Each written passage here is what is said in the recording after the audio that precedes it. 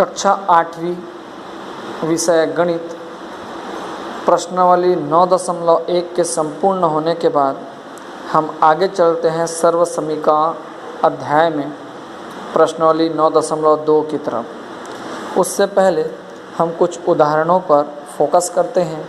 आपने कौन कौन से सूत्रों का उपयोग प्रश्नावली 9.1 में किए हैं? a धन b का होल स्क्वायर, a ऋण b का होल स्क्वायर और a धन b और a ऋण b, इन तीनों सूत्रों का आपने उपयोग किया है। अभी तक आप क्या करते थे कि आपके पास इस प्रकार से सूत्र रहते थे और उन्हें आप इस प्रकार से गुणनखंडों को इस प्रकार से सरल करते थे सूत्र की सहायता से। इस बार आपका काम है कि इस प्रकार दिए गए सरल समीकरणों को पुनः इन सूत्रों के आधार पर गुणनखंडों में विभक्त करना। तो आइए देखें कि कैसे हम सवालों में दिए गए समीकरण को गुणनखंड में परिवर्तित कर सकते हैं।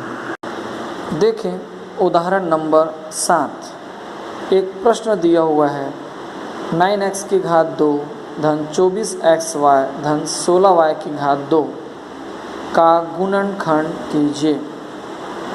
हमने सवाल ले लिया है। अब इन सवालों में आप देख सकते हैं यहाँ प्रथम पद एवं तृतीय पद क्रमशः 3x और 4y के वर्ग हैं। ध्यान दें, प्रथम पद ये है और तृतीय पद ये है, ये बीच का पद है। हमें बीच के पद को इस प्रकार तोड़ना है कि सूत्रों में बदल जाए। उसके लिए कुछ नियम क्या होते हैं कि प्रथम पद का वर्ग अगर 9x की घात 2 का वर्ग करना चाहें तो वो 3x का वर्ग बनेगा। ठीक उसी प्रकार से तृतीय पद का अगर हमको वर्ग करना चाहें तो इसका वर्ग बनेगा 4y। तो प्रथम पद का वर्ग है 3x और 4y तृतीय पद का है।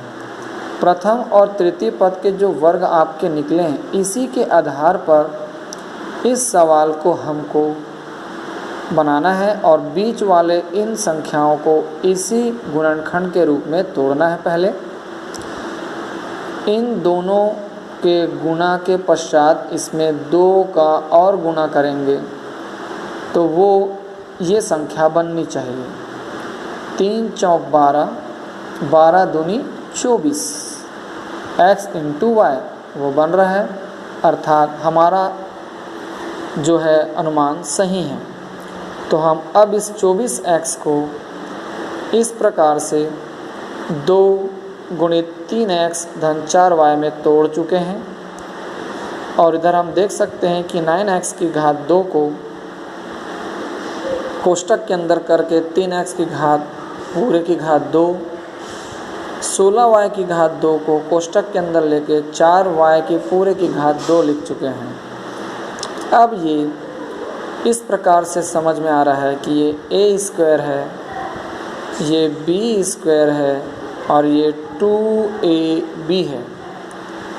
तो हमने इससे पूर्व में पढ़ा है कि a square plus 2ab plus b square का मान a प्लस b का होल स्क्वायर के बराबर होता है। तो हम इस पूरे को a प्लस b के होल स्क्वायर में बदल दिए हैं। इन दोनों का होल स्क्वायर की घात 2 का मतलब इसे 2 बार समान रूप से गुणा करना। अब आप देख सकते हैं कि हम दिए गए समीकरण का क्या कर चुके हैं, गुणनखंड बना चुके हैं।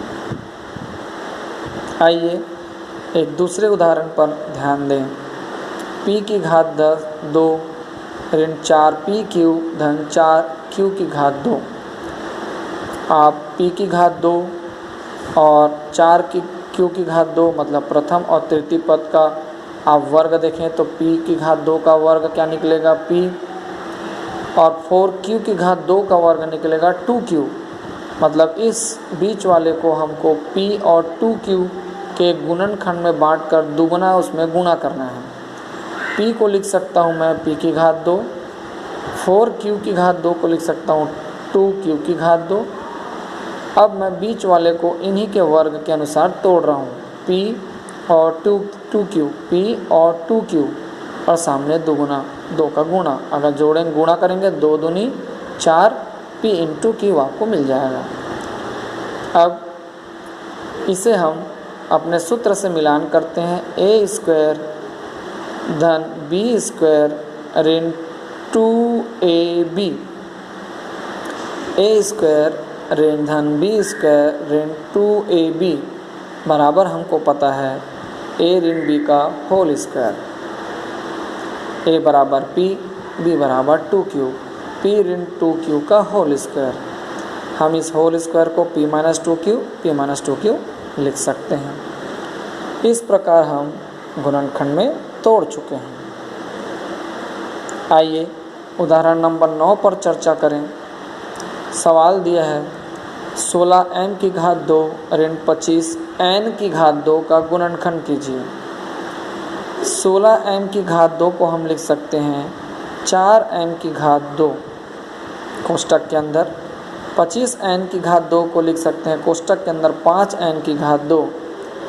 ये पूरा बन गया a स्क्वायर ऋण ये पूरा बन गया b स्क्वायर। a स्क्वायर ऋण b स्क्वायर बराबर आपको मालूम है a धन b और a ऋण b होता है, जहाँ a बराबर 4m, p बराबर 5n है।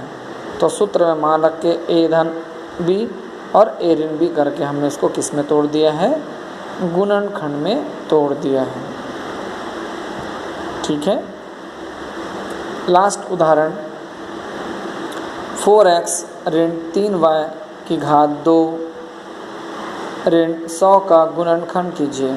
आप कुछ देर के लिए इसे a समझ लीजिए, a की घात 2 ऋण 100 को हम लिख सकते हैं 10 की घात 2। तो ये पूरा हमारा बन गया a की घात 2 और ये हमारा पूरा बन गया b की घात 2। तो a की घात 2 ऋण b की घात 2, आपने फिर से वही सवाल बना लिया जो आपने अभी बनाया।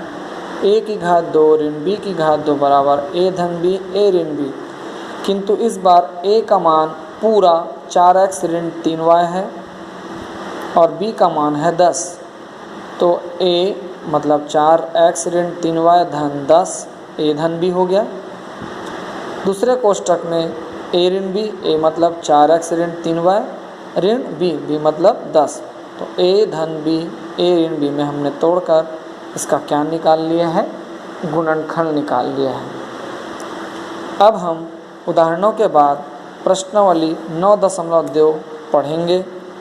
सबसे पहले मेरे अगले वीडियो से पहले आप खुद गुणनखंड बनाकर इसे हल करने की कोशिश करें कि देखें ये किस प्रकार से टूटते हैं, और इनको बनाकर आप पहले ही इन उदाहरणों की सहायता से कोशिश करें और अपनी कॉपी में लिखें, अभ्यास करें।